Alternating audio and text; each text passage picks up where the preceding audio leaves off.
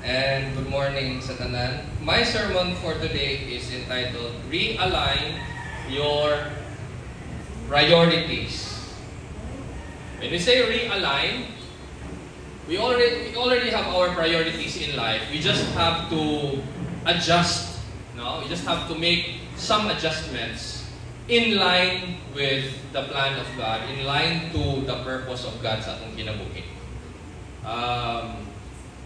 Wala man siguro yung tao nga wala siya'y priority sa kinabuhi. It's just that we have different priorities, and that's okay as long as we abide or we align our priorities sa plano sa Ginoo, especially if we believe that we have a purpose in this life.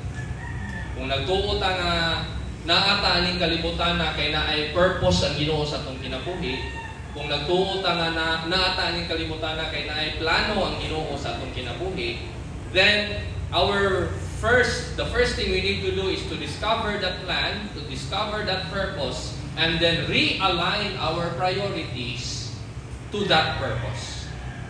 Amen? Ingon pa si Paul in Philippians chapter 3 verse 8 to 9, I am using the CEV version. Ingon siya, nothing is as wonderful as knowing Christ Jesus my Lord. I have given up everything else and count it all as garbage. All I want is Christ and to know that I belong to Him. Klaro kaayo ang priority ni Paul sa kinabuhi. Amen?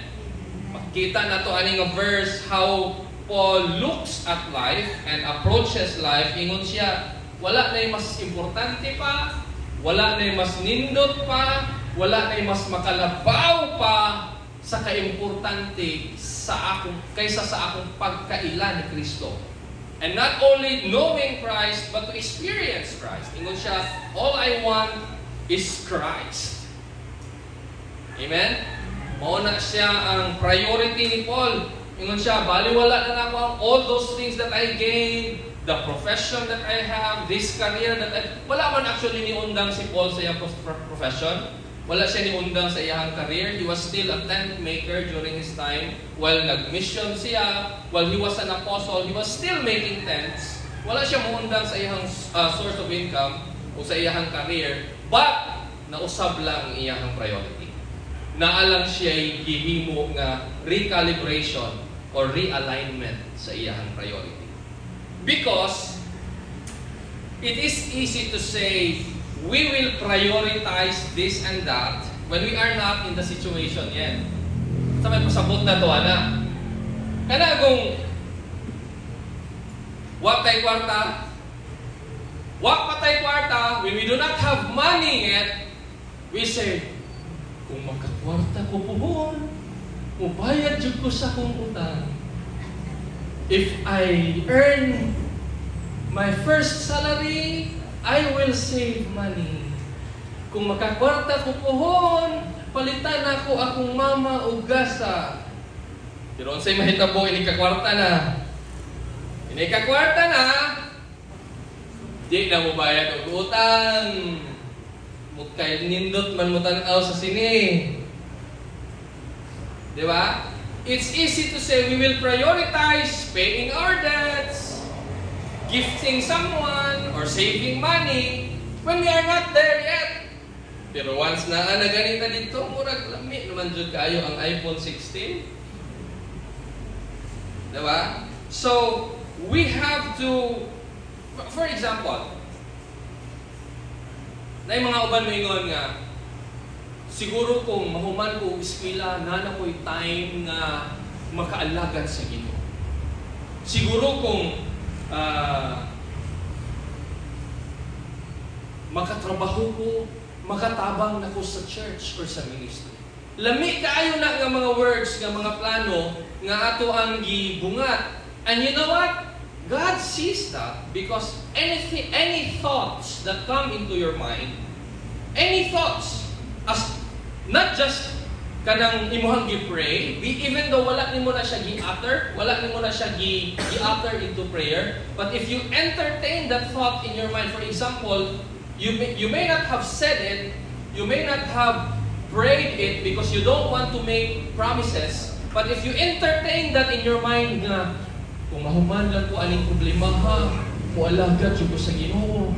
If you entertain that in your mind na, if my kids will graduate, then I will have the chance nga maluag-luag na ang ako ang finances, then I will do something for the church. If you entertain that thought, that is considered prayer. Why? Because we communicate to God through our thoughts. We cannot talk to God face to face. Di ba? Can we talk to God face to face? We cannot see God face to face. So, all our communication is through our desire, our thoughts. Mo bitaw nang ingon ang puno sa Ginoo, rejoice in the Lord and He will give you your heart's desire, because nakita sa Ginoo ang imong mga thoughts, ang imong mga desire. Ug ihatag na siya sa Ginoo. Especially if you entertain that desire, if you entertain that thought, ihatag na siya sa Ginoo. And say, when you make a thought of something nga imong i-prioritize, we need to follow through with that. And kasagaran, usahay ang mga tao, maayo ra sila maghuna-huna og nindot kung wala pa. Pero kung naana sila sa sitwasyon nga, naana sila kwarta, or nahuman na ang problema, or nasulbad na ni, or ni-graduate na sila, or nakatrabaho na sila, nakalimot na sila silang gisaad sa Ginoo at wala pa na nila makapot. That's why we have to learn. We have to study, and we have to realign. Oftentimes, people forget and mismanage the resources the moment they get there. I had this one time, I had this member in the church before. She was our song leader. And the thing was, she had this little baby. And so, every time she leads the praise and worship, katong iyahang little girl, muhila. Nya walay laing makapacify sa little girl. Siya gyud siya man ang inahan. Nya grabe man kaayo ang bata gyud mo musunod sa iyang mama. So every time mag-song lead siya, magugos siya sa iyang anak. Song lead siya, mga igsoon, ato simbahan na Ginoo. So gugos siya sa iyang anak, na nag-song lead siya. Until sa time nga murag gikapoy na siguro siya, ningon siya nga, Pastor, undang sa kong song lead. Unya na siguro ko mobalik sa ministry kung dagko na akong anak. Ingon siya na unya ra ko mobalik sa ministry kung dagko na akong anak. You know what happened? Nabuntis na po siya. So na po siya kamay, dako na ang tayo anak, ano mo pa kamay? Ingon siya, may pa mo na akong anak. Pastor, ay una na dyan kumusunglit kung managko na akong anak. Dako na iyang anak, ikaduha, lalaki. Nabuntis naman po siya. Iba na. Long story short, wala tadi siya kabalik kung sumulit. Hantod karon. You see, because sometimes we make promises or we make commitments in our head or in our heart. But the moment we get there, the moment we achieve our goal, the moment we achieve our or something nga ato ang gilauman, oftentimes we forget or we mismanage the resources the moment we get to that point. What do I mean by resources? Number one is time. Time is I think it's the most important resource in the world. The worst excuse is, I don't have time, or I am busy. That is the worst excuse. When you say, Pastor, I don't have time to read the Bible, it's just simple. It's not your priority. Just very simple. Pastor, I don't have time to attend church, attend gatherings. Very simple. It's just not as important as what you are busy right now. When you say you don't have time, it just means it's not as important to you as those things nga nakapabisi niyo. So if you say, Pastor, I have no time to pray, to read the Bible, to attend church, it's a matter of priority. Amen? Ingon pa si Pastor Peter Tanchi of CCF, ingon siya, you will not have enough time to pursue God's agenda and your own agenda. You need to choose which one is more important. It's either you prioritize God's agenda in your life or you prioritize your own agenda in your life. If you mix God's agenda and your own agenda, you will be too busy and you will not have enough time. Muna gingon ni Jesus, you cannot serve two masters. You will hate the other and love the other. Amen? Now we will talk about God's agenda briefly because that's a whole other sermon. Pero we'll talk about that briefly. What do we mean by time is that if you don't value the things of God more than what you are busy right now, then you will not have time for the things of God. Nga na lagi na kasimple. It's a matter of priority. Second resource is money. Many Christians struggle with money not because they don't have money or they have more money. It's because they lack the discipline to handle money. Money is not our enemy. Is it here? Yes. Money is not an enemy. It is a very powerful weapon if your priorities are realigned to God's agenda. Let me say that again. Money is a very powerful tool. It's a very powerful weapon for God, not against God. It's for God if our priorities are realigned to God's plan and purpose. Amen? Number 3 na resource, people. People. Ingon pa sa global statistics, ang number 1 nga asset sa Philippines, unsa man? People. We are the number 1 exporter of overseas workers. Diba? There was this interview ako nag-share this morning nga ang Vietnam education karon is number 31 in the world. Ang Philippines number 77. What's the secret of Vietnam education? Filipino teachers. Tanawan niyo akong post. Because of the system in Vietnam that Filipino teachers are not so stressed. They have teacher aides nga mutabang sa mga Filipino teachers. They risen to 31st in education. Ang Philippines, 77. Pero ang secret sa Vietnam, Filipino teachers. We are the number 1 resource of people in so many countries.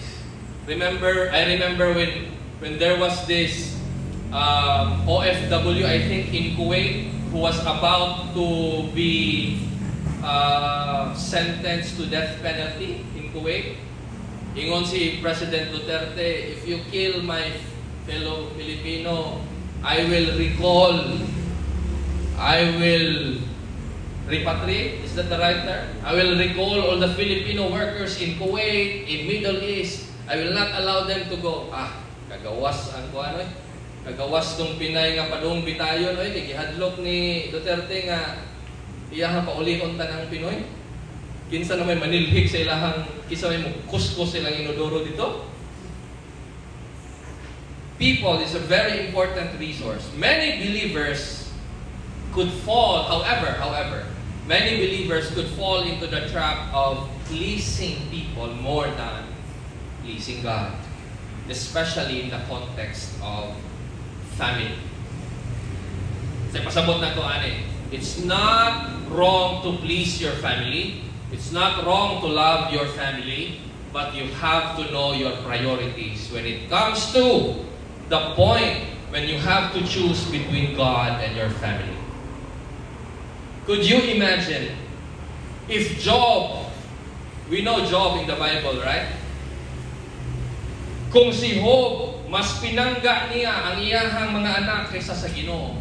If Job loved his sons and daughters more than God, he would have cursed God the moment nga nangamatay ang iyang mga anak. If Job loved his wife more than God, he would have been persuaded by his wife to turn his back away from God. Pero unsay giingon ni Job sa iyang wife? Naked I am. When I came out of this world, when I came out from my mother's womb, then naked I am. I will go back to the Lord. The Lord gives, and the Lord takes away. Blessed be the name of the Lord. Muna yung mga kanta-kanta na nato. He gives and takes away. That's Job. Those are Job's words. Now, could you imagine if Job loved his wife more than he loved God? We will never hear Job's story in the Bible. And that is priority. King Saul, si Haring Saul, na-disqualify sa iyang pagkahari. He got disqualified for disobedience. Why did King Saul disobey God? Because he tried to please people more than pleasing God. Again, resources, time, money, people. These are very important resources. But if these are not realigned, if our priority is not realigned to God's purpose, pwede nga kani nga mga resources maupon ni ang makapalayo nato diha sa Ginoo. Imagine King Saul pleasing his men. On the other hand, Abraham was willing to sacrifice his only son just to obey God. That is why Abraham is known as the father of faith. Nga naman, si Abraham willing siya nga musunod sa Ginoo, bahalag mapatyo niya. Dili lang this is the greatness of Abraham. Dili lang siya willing nga i-sacrifice siya ang anak para sa Ginoo. Willing pag yun siya nga siya mismo ang mapatay. Makaako mo anak. Pagka ako tala, ako murag na ko kaya na. Kung i-sacrifice ng ganin ako akong anak para sa Ginoo, mo hire siguro ko client para mapatay. Kaya murag na ko kaya, nga makita akong anak nga, i-sacrifice sa Ginoo. But the greatness of Abraham is, it's not just that he was willing to sacrifice his son, he was willing to do it on his own, by his own hands.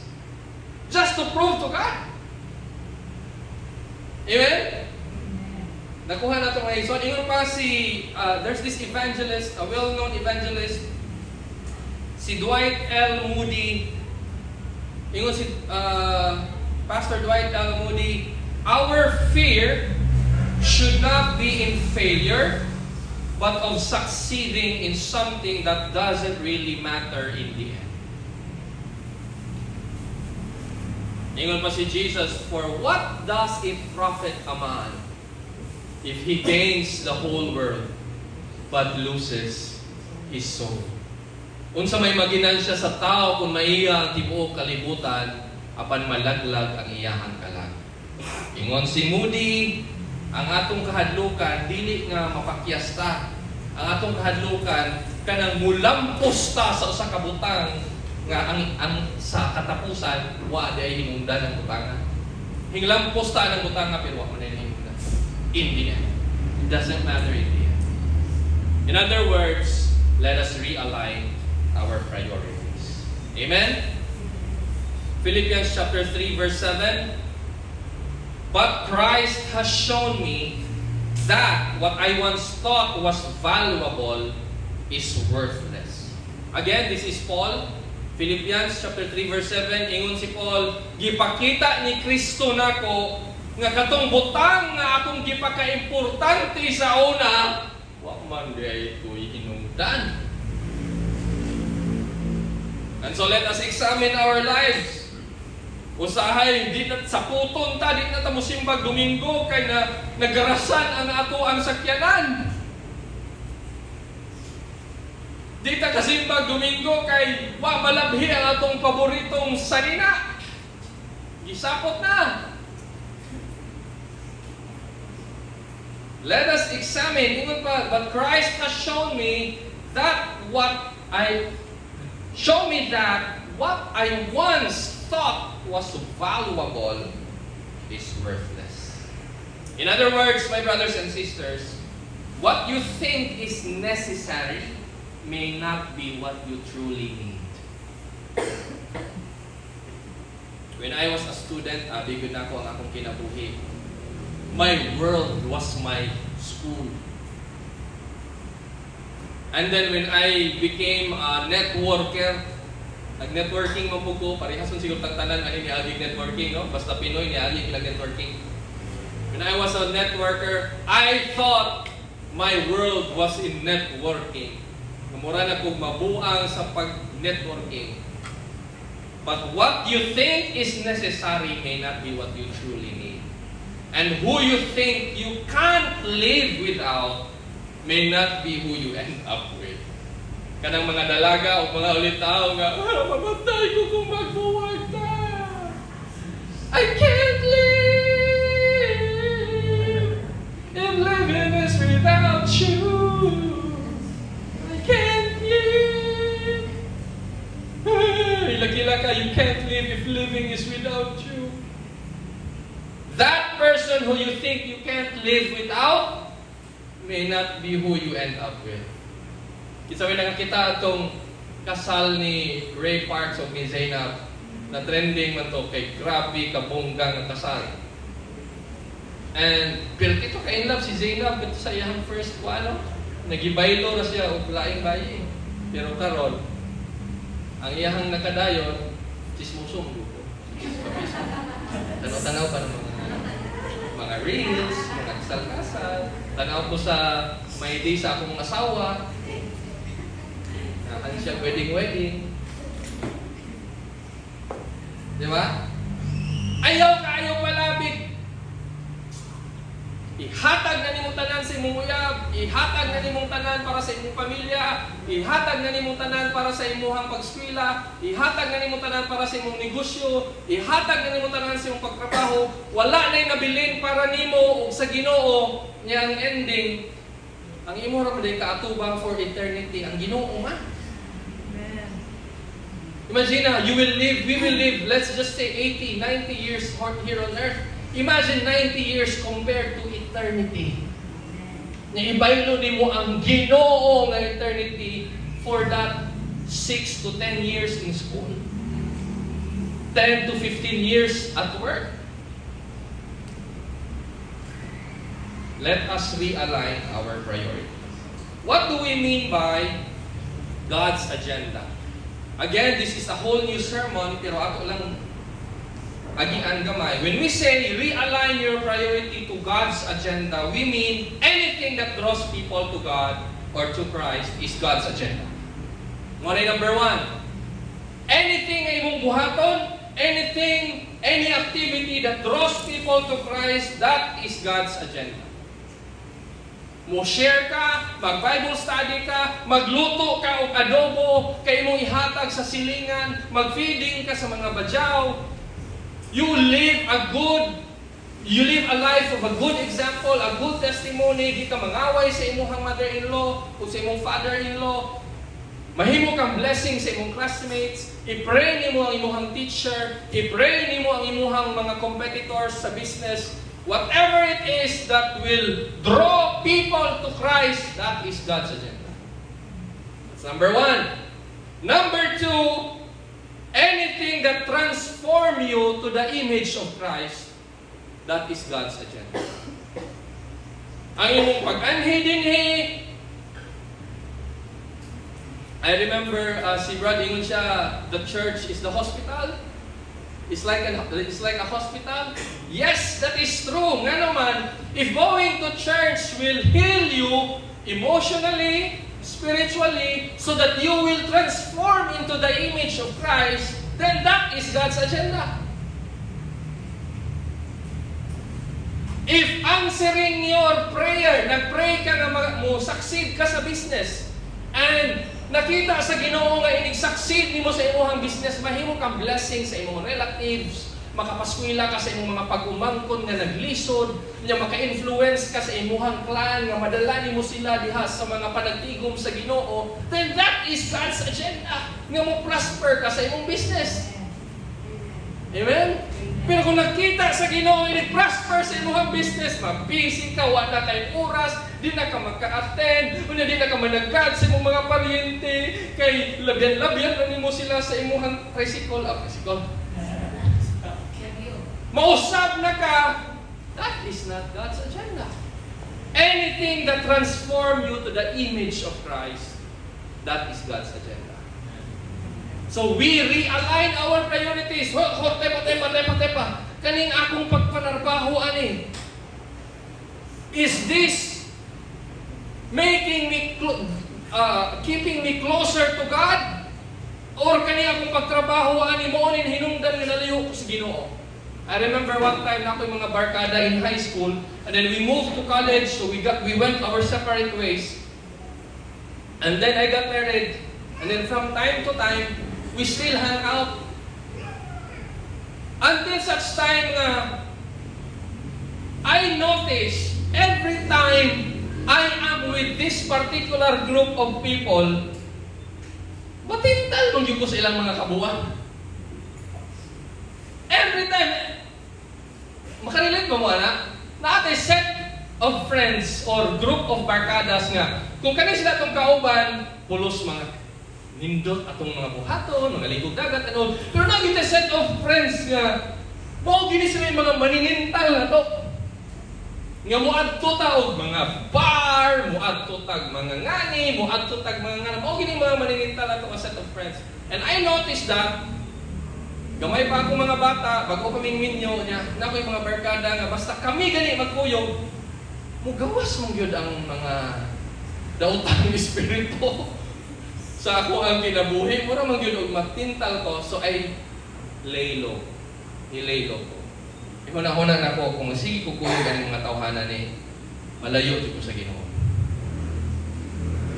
So nilay low ko. Until such time na magkita, may tinuig na lang. Again, we must be willing. So, how do we realign our priorities? Saan ko na po ang 30 minutes? Number 1, check your values. Why? Because priority is shaped by your values. Kasi pasabot na to, nga priority is shaped by your values. If you value the things of God, you will make time for God. If you value your personal relationship with God, you will prioritize prayer and Bible reading. If you value God more than money, it's not a struggle for you to financially support His body, the church.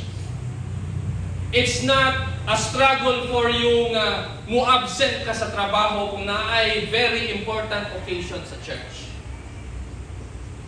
While I was studying, I was a consistent honor student. Pero daily yun ko magdumili, mo absent sa school, basta na yung importanteng event sa church. That's my priority. Kaluoy sa Ginoo, ni graduate man ko sa HNU nga top 10. Pero di yung ko masayangan mo absent, basta na ay importanteng event sa church. Pero ako po ina na mo pastor na kung mag-event ka ni tapas, ayaw ko dito nung nang ay klase. Pero kung matunong mang gyud gani ay klase, or for example, Sabado. Nya kana Sabado kay ni attend mo bitaw nag-training bitaw kog officer sa school kanang CAT. CAT ba? Nya nag-training ko kada Sabado mo gyud ang kuan. Training ana nya Sabado kay mao man iting event gud sa mga church gud mga anniversary mga trainings nga mo absent ko. Kay priority yun ako, if you value God more than money or more than your resources, it's not a struggle for you to sacrifice whatever it is. If you love God more than your loved ones, it is not hard for you to refuse or reject temptations. Kung love mo ang Ginoo more than sa imong uyab, it's not hard for you to reject temptation. But I'm not just talking about sex. I'm also talking about the temptation to neglect or to move away from God. For example, when I married Joy way back 2004. That time, she was not a Christian yet. Pugan ko niya, buntis siya ito nga tayo sa amo ang firstborn, not Hannah. Naman ko'y anak nga namatay, lalaki, firstborn. Buntis siya ito nga tayo, maglangit siya, since na ako sa Loon, part ko sa, na ako'y commitment sa Loon as worship team dito sa Loon, dili pa ko pastor ito nga tayo. Di ko niya paulion kung Saturday or Sunday, maglangi siya kay buntis, lagi siya niya. Hanto sa, nakabantay na ko nga. At first, may ba, sige di lang sa kumuli ron. Hanto sa nakabantay naman dyan ko nga murag. Kanunayon naman dyan niya, nga di ko niya paulion, na di pa siya Christian na ito nga tayo. At kung man dyan ko sa Loon mo church, kay part mo ko sa worship team dito. Ako man ang worship team leader. Ako siyang giingnan. Ayaw yun pag-compete sa Ginoo. Pwede yung kamo daw. Ako siyang yung nanana. Ayaw yun pag-compete sa akong Ginoo. Pwede yung kamo daw. And from that moment on, na-realize niya, dili na siya mukuyog na siya nako sa church. Until such time nga nakasawat siya. You see, it's not just about sex, it's also the temptation to neglect or to move away from God. Naidaghang mga tao na atong gimahal or gipangga na makapalayo po nato sa dilan sa Ginoo kung di ta magbanta. Amen? That's number one. Number one is check your values. Number two, have the mental fortitude to quit anything or anyone that moves you away from God. It stems from number one, nga check your values. So kung ang imuhang value klaro, importante yun ang Ginoo sa akong kinabuhi, non-negotiable ang Ginoo sa akong kinabuhi. Mao nay value nimo number one, non-negotiable ang Ginoo sa akong kinabuhi. Then sayo na lang nimo ang number two. Kaya nimo mo quit ug mubiya sa mga tao nga makapalayo nimo sa Ginoo. Amen. Number three, include God and His agenda. So itong agenda sa Ginoo, for people to come to Christ and for me and you to be transformed to the image of Christ. Include God and His agenda in your business. Kita mo diyong tanan, mo ingon nga busy, apila ang Ginoo sa imong kabisi. Amen? Amen. Kaya kung naman may ganit, mas busy na to, no? Mas busy doon ang Ginoo. 6 billion people kung naiyahag yan, man. Apila ang Ginoo sa imong kabisi. Number 4, get closer to God by reading His Word. I cannot emphasize this enough, that the more you know God through His Word, the more you realize what really matters in life. Basic niya nga Sunday school teaching sa mga bata. Read your Bible, pray every day, read your Bible. Basic niya nga Sunday school teaching, read your Bible, but there's no other way. Walay laing reliable source nga gihatag ang Ginoo. Mas reliable pa sa mga prophets and apostles and pastors ang iyang bulong. Amen? Dili ni tablet. Ano yung Bible ba? Read His Word. That's the only way, and it's the most important, the very first thing that we get closer to God is through His Word, because His Word is God. Amen? 2 Corinthians chapter 5 verse 9. Apit ako mahuman mga igsoon. So we make it our goal to please Him. This is Paul again. Whether we are at home or in the body or away from it. Ingon pa si Paul, wala ko'y lain. Wala may laing goal. Wala may laing tinguha. Whether buhi mi or patay mi, ang amo ra yung tinguha nga ma-please ang Ginoo. Why? Because the next verse, ingon si Paul, 2 Corinthians chapter 5 verse 10, after all, Christ will judge each of us for the good or the bad, what that we do while living in these bodies. Kaya paninglan ta sa Ginoo sa tanang butang nga atong gihimo maayo or dautan samtang buhi. In other words, my brothers and sisters, to conclude my sermon this morning, let's read together. Ready? 1, 2, 3, go! The most important thing is to make the most important thing the most important thing.